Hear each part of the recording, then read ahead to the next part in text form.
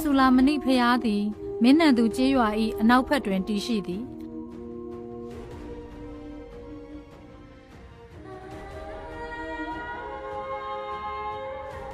ဆူလာမဏိဖျားကိုနရပတိစီသူမင်းကြီးက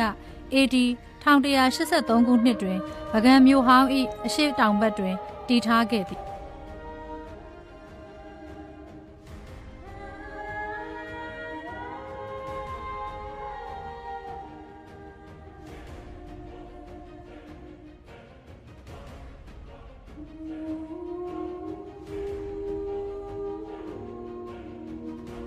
အမဏိဖျားသည်အဆင့်အထက်များစွာဖြင့်တိဆောက်ထားသောကြီးမားသည့်ဖျားဖြစ်သည်ဆူလာမဏိဖျားသည်ဓမယန်ကြီးဖျားအနီးတွင်တည်ရှိပြီးဗကံဒေသ၏ဆွဲဆောင်မှုအကောင်းဆုံးသောဖျားတဆူဖြစ်သည်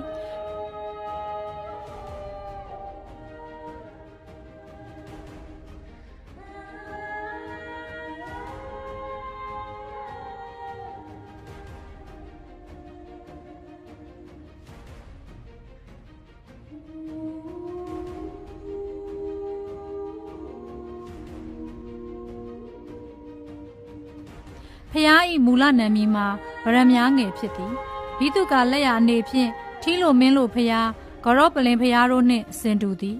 ဖျားကိုစတူရန်ပေါ်နှစ်ထပ်အဆောက်အဦပုံစံဖြင့်တိဆောက်ထားသည်အောက်ပိုင်းနှင့်အထက်ပိုင်းမြေပြင်ညီထောက်များတွင်ဆုလစ်မွန်းချွန်များပါဝင်သည်